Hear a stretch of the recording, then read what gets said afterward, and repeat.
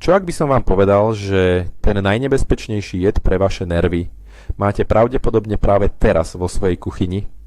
A nie, nemám na mysli žiadnu čistiacu chémiu.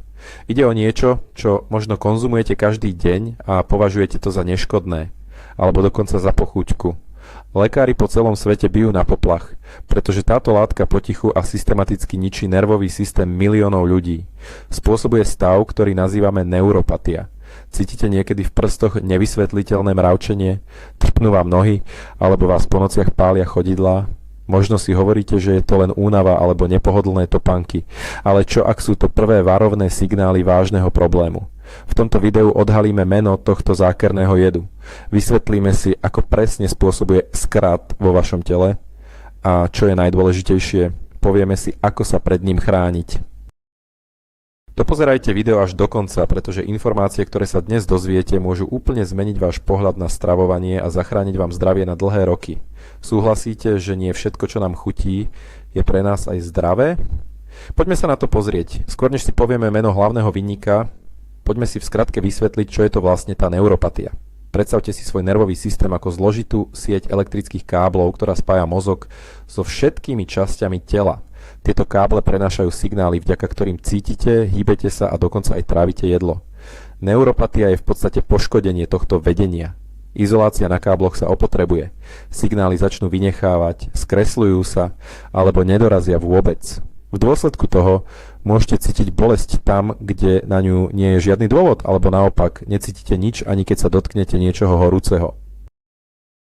Najčastejšie trpí periférny nervový systém. To sú tie najdlhšie dráty, ktoré vedú k vašim rukám a nohám.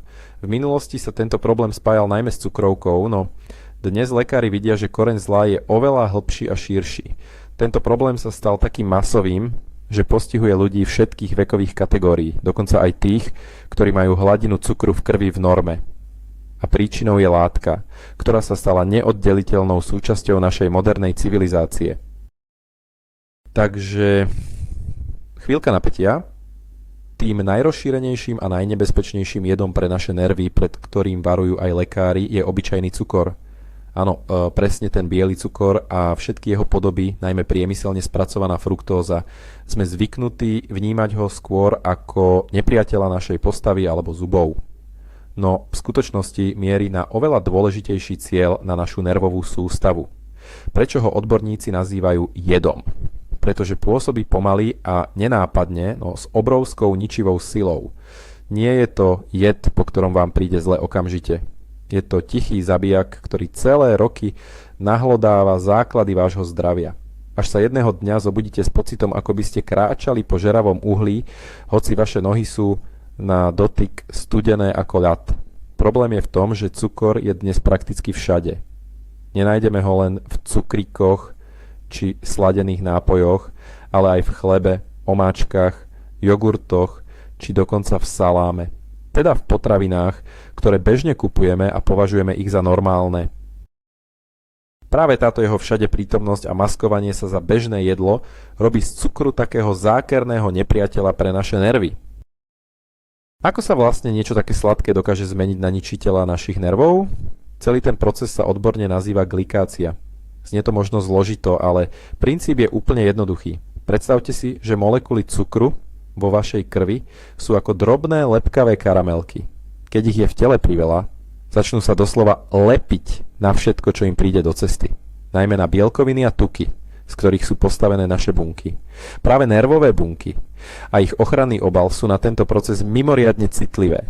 Táto karamelizácia spôsobí, že nervy stuhnú, skrehnú a prestanú správne plniť svoju úlohu. Výsledkom je vznik škodlivých látok, ktoré sú pre naše telo čistým odpadom. Spôsobujú v organizme silné zápaly a tzv. Oxidačný stres, ktorý ako hrdza pomaly rozožiera aj tie najjemnejšie nervové vlákna. Je to, ako keby ste zaliali zložitý elektronický prístroj hustým sladkým sirupom. Skôr či neskôr sa jednoducho pokazí. Povedzme si niečo o úplne prvých varovných signáloch, ktorými sa vám vaše telo snaží niečo naznačiť. Často to začína celkom nenápadne, jemným mravčením, trpnutím alebo pocitom ihličiek v končekoch prstov na rukách či nohách.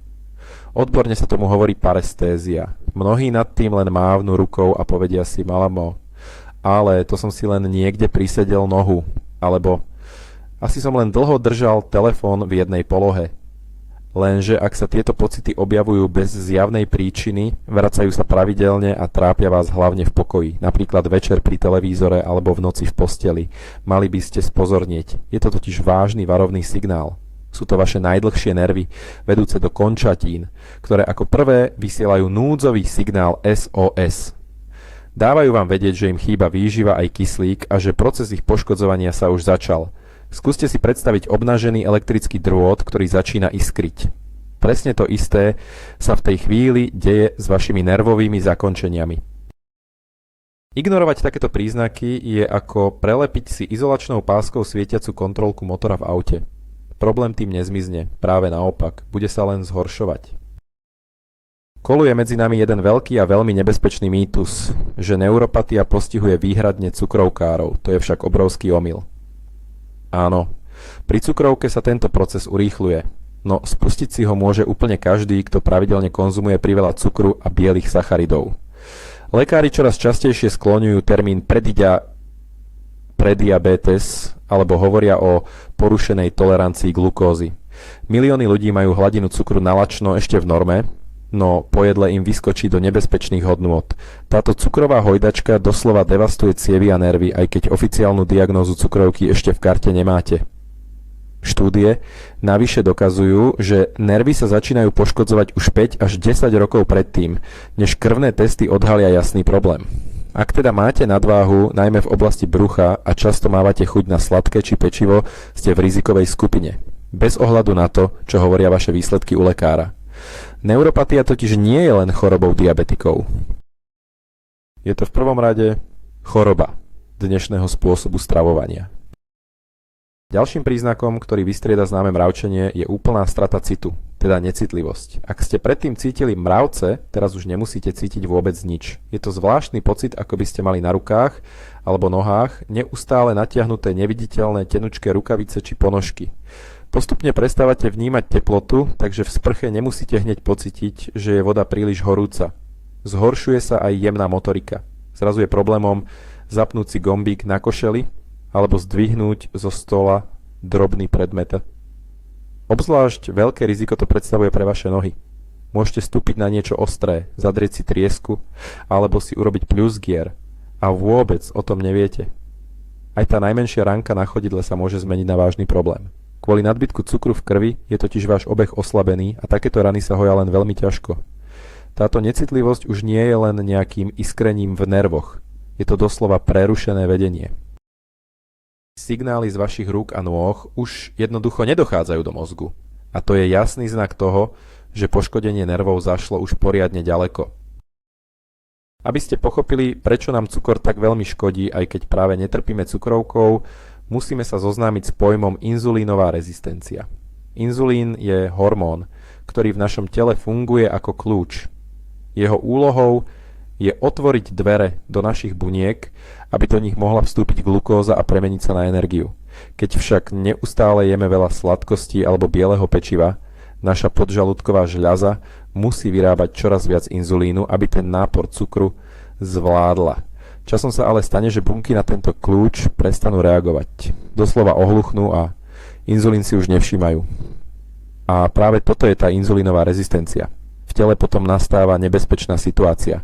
V krvi nám naraz koluje obrovské množstvo cukru, ktorý sa nevie dostať do buniek a zároveň obrovské množstvo inzulínu, ktorý sa na ne snaží márne dokričať. Tento jedovatý koktejl je pre náš nervový systém priam ničivý.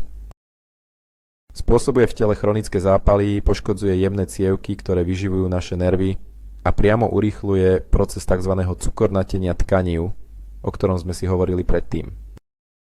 Jedným z najnepríjemnejších prejavov neuropatie je pálivá a prudká, vystrelujúca bolesť. Na rozdiel od obyčajného trpnutia, kedy sú nervy akoby necitlivé, tu o sebe dávajú vedieť veľmi hlasno. Priam kričia od bolesti spôsobenej poškodením.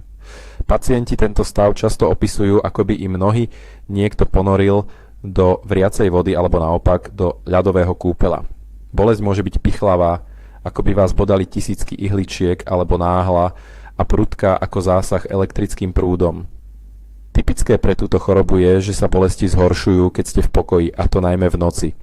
Len čo si človek večer ľahne do postele, začína sa skutočné utrpenie. Niekedy stačí aj ten najjemnejší dotyk plachty či prikryvky a bolesť je zrazu neznesiteľná. Prečo sa to vlastne deje? Je to preto, že poškodené nervové vlákna vysielajú do mozgu zmätočné a falošné signály.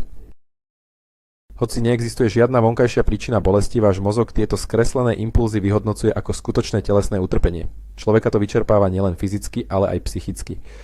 Často sa k tomu pridruží nespavosť, úzkosť či dokonca depresia. Je to jasný signál, že váš nervový systém je vážne chorý a potrebuje pomoc. Možno si aj vymyslíte, že k pevnému zdraviu stačí len prestať jesť sladkosti a nesladiť si kávu či čaj. Ale pozor, to je veľký omyl. Skutočné nebezpečenstvo číha tam, kde by sme ho vôbec nečakali. V tzv. Skrytom cukre, ktorým výrobcovia štedro dopujú aj tie najbežnejšie potraviny. Možno vás to prekvapí, ale cukor dnes nájdete v kečupe, horčici, majonéze, v zaváranej zelenine, v párkach či salámach a dokonca aj v slaných sleďoch. Obrovské množstvo cukru sa skrýva aj v tzv. Zdravých produktoch, ako sú nízkotučné jogurty, müsli, proteínové tyčinky či raňajkové cereálie. Výrobcovia z nich totiž odstránia tuk, čím potravina stratí svoju prirodzenú chuť. A aby nám to stále chutilo, nahradia ho práve cukrom alebo sladkými sirupmi. Človek si potom myslí, že žije zdravo, no v skutočnosti do seba dostáva hotovú cukrovú bombu. Preto je veľmi dôležité naučiť sa čítať etikety na obaloch. Hľadajte výrazy ako glukózový sirup, fruktóza, dextróza, maltodextrín alebo kukuričný sirup. Sú to len rôzne mená pre toho istého nepriateľa. Práve tieto skryté cukry sú tým hlavným vinníkom, ktorý nám každý deň nenápadne, ale vytrvalo zaťažuje a ničí organizmus. Neuropatia nie je len o strate citu v prstoch. Postihuje aj nervy, ktoré ovládajú naše svaly a ich pohyb. Možno ste si všimli, že vám akosi ubúdajú sily. A práve svalová slabosť je ďalším dôležitým varovným signálom. Zrazu je pre vás namáhavé výjsť po schodoch, vstať z kresla alebo priniesť domov nákup v taškách. Ruky sa môžu začať triasť a aj také bežné veci, ako je písanie či navliekanie nite do ihly, sa stávajú čoraz ťažšími. V nohách môžete mať zvláštny pocit neistoty, ako by ste ich mali z vaty. Niekedy to zájde až tak ďaleko, že pri chôdzi začnete chodidlom o zem neúmyselne tľapkať, pretože svaly, ktoré ho majú zdvíhať, sú príliš slabé. Prečo sa to deje? Je to preto, že nervy sú ako poškodené drôty. Nedokážu správne prenášať povely z mozgu smerom k svalom. Keď svaly nedostávajú tie správne podnety, začnú postupne chradnúť a slabnúť. Je to veľmi zradné, pretože takúto slabosť často pripisujeme vyššiemu veku alebo tomu, že sa menej hýbeme. Skutočná príčina je však v postupnom poškodzovaní nervovej sústavy, za čím sa často skrýva práve nesprávna výživa. Vráťme sa teraz k tomu, ako naše telo vlastne chradne a povedzme si niečo o tzv. Oxidačnom strese. Čo to vlastne znamená? V našom organizme neustále prebiehajú rôzne chemické procesy a ich vedľajším produktom sú tzv. Voľné radikály. Predstavte si ich ako veľmi agresívne molekuly, ktorým chýba jedna dôležitá časť, elektrón. Aby túto stratu nahradili, útočia na naše zdravé bunky, berú si elektróny od nich a tým ich poškodzujú. Za normálnych okolností má naše telo vlastný obranný systém, antioxidanty, ktoré týchto agresorov úspešne krotia. Problém však nastáva, ak si doprajeme priveľa cukru. Jeho spracovanie v tele totiž vyvolá doslova lavínu voľných radikálov. Naša prirodzená obrana vtedy prestáva stíhať. Spustí sa reťazová reakcia, ktorú lekári nazývajú oxidačný stres. Povedané ľudovo, vaše telo začína zvnútra pomaly hrdzavieť. Naše nervové bunky sú na tento proces mimoriadne citlivé, pretože sú jemné a neustále v plnom nasadení. Oxidačný stres ich doslova spaluje. Vyvoláva v tele chronický zápal a urýchľuje ich zánik. Ďalším varovným signálom, že s vašimi nervami nie je niečo v poriadku, sú ťažkosti s rovnováhou a koordináciou. Možno ste si všimli, že častejšie zakopnete aj na úplne rovnej ceste alebo sa pri chôdzi cítite neistý, najmä zašera a v tme. Udržať stabilitu na jednej nohe alebo prejsť rovno po čiare je pre vás zrazu namáhavé. Deje sa to z dvoch hlavných dôvodov. Prvým je znecitlivenie chodidiel. Váš mozog vtedy prestáva dostávať jasné informácie o tom, v akej polohe sa vaše telo práve nachádza. Odborne sa tento zmysel nazýva propriocepcia. V praxi to znamená, že pod nohami jednoducho poriadne necítite zem. Druhým dôvodom môže byť poškodenie nervov, ktoré vedú priamo k mozočku, nášmu hlavnému riadiacemu centru pre rovnováhu. Kvôli tomu strácate pri pohybe istotu. Podvedome začnete chodiť viac zoširoka, aby ste mali lepšiu stabilitu a neustále sa pozeráte pod nohy, kam stúpate. To však výrazne zvyšuje riziko pádov a nebezpečných zlomenín, ktoré sú vo vyššom veku obzvlášť rizikové. Ak teda u seba alebo u svojich blízkych spozorujete takéto zmeny, nepripisujte to len únave či nepozornosti. Môže to byť dôležitý signál, že váš nervový systém potrebuje odbornú pomoc. Je dôležité si uvedomiť, že cukor, oxidačný stres a zápal sú pre vaše nervy ako traja jazdci apokalypsy a vždy prichádzajú ruka v ruke. Príliš veľa cukru v tele spúšťa procesy, ktoré poškodzujú bunky. Imunitný systém na to reaguje prirodzene, vyvolá zápal. Krátkodobý zápal je pre nás ochranným mechanizmom, no ak je hladina cukru v krvi neustále vysoká, zápal sa stáva chronickým. Doslova v tele tlie celé roky ako skrytý požiar, ktorý navonok nevidno, no pod povrchom ničí všetko rad radom. Tento dlhodobý zápal je sám o sebe ničivým faktorom. Napadá a rozkladá ochranný obal vašich nervov, zhoršuje ich prekrvovanie a vytvára v tele ďalšie škodlivé látky. Dostávame sa tak do blúdneho kruhu. Cukor vyvoláva zápal a tento zápal ďalej ničí nervy, ktoré sú potom na cukor ešte citlivejšie. Tento nebezpečný kolotoč sa dá zastaviť iba jedným spôsobom. Odstránením hlavnej príčiny, ktorou je nadbytočný cukor v našej strave. Neuropatia nepostihuje len nervy v našich končatinách, ale môže zasiahnuť aj tzv. Autonómny nervový systém. To je tá časť nervovej sústavy, ktorá riadi činnosť našich vnútorných orgánov automaticky, bez nášho vedomia. Keď dôjde k jej poškodeniu, objavia sa problémy s trávením. Jedným z častých prejavov je gastroparéza, ktorú môžeme zjednodušene nazvať ochrnutie žalúdka. Nervy, ktoré majú na starosti sťahovanie žalúdočných svalov a posúvanie potravy ďalej do čriev, prestávajú správne fungovať. Výsledkom je, že jedlo v žalúdku doslova stojí aj dlhé hodiny. To vyvoláva nepríjemný pocit ťažoby, človek sa cíti sýty už po pár sústach, pridružuje sa nafukovanie, nevoľnosť a niekedy až zvracanie nestráveného jedla. Okrem toho sa môžu objaviť aj črevné ťažkosti, striedanie zápchy a hnačiek. Tieto príznaky sa často mylne považujú za syndrom dráždivého čreva alebo iné ochorenia žalúdka. Málo komu napadne, že skutočnou príčinou môže byť poškodenie nervov v dôsledku nadmerného množstva cukru v tele. Preto, ak vás trápia tráviace problémy, na ktoré nezaberá bežná liečba, stojí za zváženie, či za tým netreba hľadať práve neurologický pôvod. A ako je to s tými tzv. Zdravými alebo prírodnými cukrami? Med, javorový sirup, agáve, trstinový cukor či čerstvé ovocné šťavy. Mnohí z nás ich považujú za lepšiu voľbu než bežný biely cukor. Pravdou však je, že pre vašu nervovú sústavu v tom nie je takmer žiadny rozdiel. Všetky tieto produkty totiž obsahujú veľké množstvo jednoduchých cukrov, hlavne glukózu a fruktózu. Napríklad taká fruktóza, najmä v koncentrovanej forme ako v sirupoch či džúsoch, sa spracováva priamo v pečení. Tam sa veľmi ľahko mení na tuk a spúšťa v tele nežiaduce procesy a zápaly. Vaše telo skrátka nevidí veľký rozdiel medzi cukrom v sladenom nápoji a cukrom v pohári pomarančového džúsu. V oboch prípadoch ide o rýchlu sacharidovú bombu, ktorá spôsobí prudký nárast cukru a inzulínu v krvi. Samozrejme, celé ovocie je niečo iné. Vďaka vláknine sa v ňom cukor vstrebáva pomalšie a preto je pre zdravie oveľa lepšie. Ale nahrádzať jeden koncentrovaný cukor druhým je len sebaklam, ktorý vašim nervom nijako neuľaví. Ďalším z prejavov poškodenia nervov tzv. Vegetatívnej neuropatie sú problémy s potením. Cukrovka totiž môže zasiahnuť aj tie nervy, ktoré riadia naše potné žľazy. Prejavuje sa to dvoma spôsobmi. Na jednej strane sa môže stať, že sa človek prestane potiť takmer úplne, najmä na nohách a rukách. Koža je vtedy veľmi suchá, praská a cez tieto drobné ranky sa do tela môže ľahko dostať infekcia. Na druhej strane sa však môže objaviť aj nadmerné potenie, predovšetkým v hornej časti tela a na tvári, a to často počas jedla alebo v noci. Telo tak stráca schopnosť správne regulovať svoju teplotu. Nejde pritom len o nejakú chybičku krásy. Porucha termoregulácie môže byť nebezpečná, hlavne v horúcom počasí, kedy sa výrazne zvyšuje riziko prehriatia či úpalu. Tieto zdanlivo zvláštne a nesúvisiace príznaky, ako sú suché nohy a zároveň mokrý chrbát, sú v skutočnosti prepojené. Sú to varovné signály, že náš nervový systém trpí kvôli metabolickým zmenám, ktoré v tele spôsobuje cukor. Neuropatia nie je len nepríjemné trpnutie v nohách. Je to stav, ktorý spúšťa nebezpečný dominový efekt s vážnymi následkami.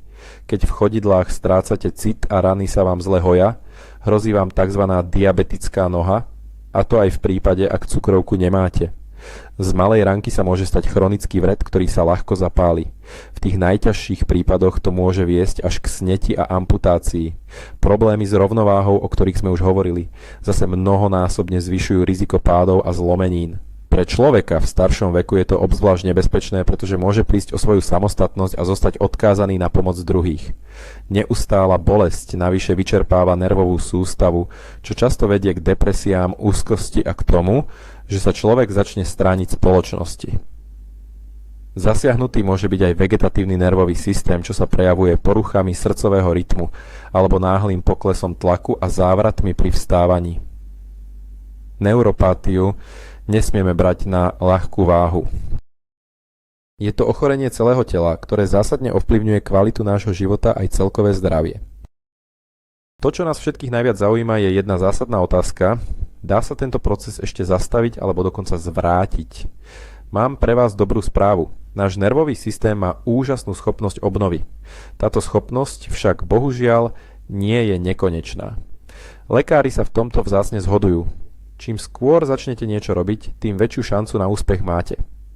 Ak sa proces dostal príliš ďaleko a nervové bunky už úplne odumreli, vrátiť ich späť už, žiaľ, nedokážeme. Ak je však poškodený len tzv. Ochranný obal nervov a samotné nervové vlákna sú stále nažive, naše telo dokáže pri správnych podmienkach naštartovať proces samoliečby. A o aké podmienky ide? To úplne prvé a najdôležitejšie je odstrániť príčinu, ktorá nervy poškodzuje. Znamená to výrazne obmedziť cukor a tzv. Rýchle sacharidy.